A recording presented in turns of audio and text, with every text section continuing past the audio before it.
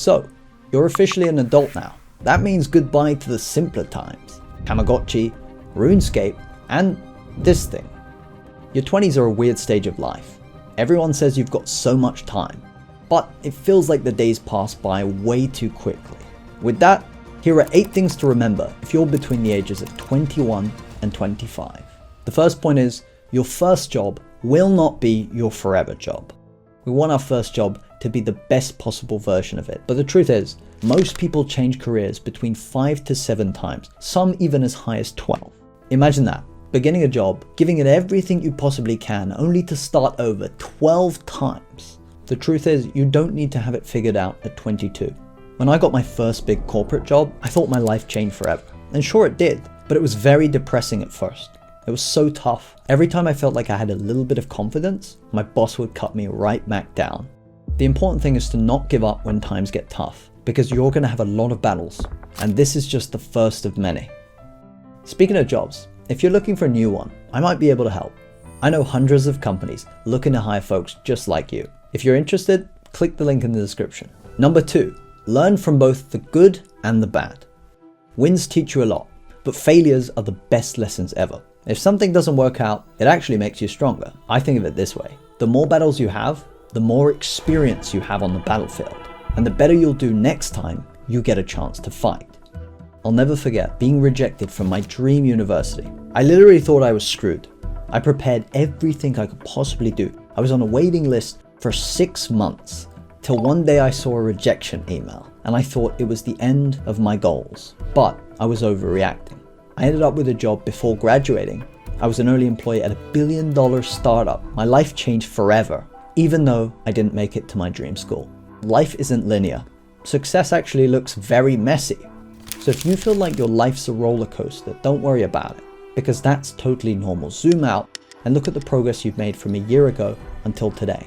Things won't get easier, but as long as you keep going and stay in the race, you have the best chance of success. Number 3, what you keep matters more than what you make. I know rich people with nothing to their name, but I also know people with average salaries owning multiple homes. A big salary doesn't equal freedom. I know people earning hundreds of thousands of dollars, working in big cities where if they got laid off tomorrow, they wouldn't have enough to survive. At this part of our lives, we have to focus on saving, investing, and building assets. If your friends want to go out every single night and you can't afford it, you gotta say no. So later on in life, I'd have a lot more freedom of what I could do with my time. Number 4, get enough sleep. Hustle culture is cap. 5 hour energy. If I drink 5 of these, then I'll have 25 hours of energy per day. Here, I need 5. I'm drinking 5. 25 hours of energy. I've effectively eliminated sleep and doubled my lifespan. Sleep when you're dead is terrible advice. I used to run on 4 hours of sleep every single day. Once I didn't sleep for 60 hours straight. Sure, I got things done, but that was a huge mistake. I was burning myself out for no reason and wasn't able to do things productively. Think of it this way, if in 4 hours I can do what the average person can do in 40, I shouldn't spend 40 doing what someone does in 4. Spend every hour you have with intention. Number 5, try to have a regular social life. While sometimes you need to be in isolation to truly become great at something, a close circle of people to lift you up and you to look out for is necessary. It gives you purpose in life. Wouldn't you like to come up with the boys? I would rather be worth $1 million with 100 of my friends than worth $1 billion and never helped out anyone in the process at all. Just a few days ago, I was stressed and thinking about something while I walked. In the distance, I saw 4 guys waving at me. Turns out it was my old friend group from school. They were about to watch the Minecraft movie and asked if I wanted to join. Even though my mind was busy, I said why not? Because I might never get the chance to live that memory again. To be honest, the movie was pretty trash, but the people I watched it with made it special. Number 6, don't live for others.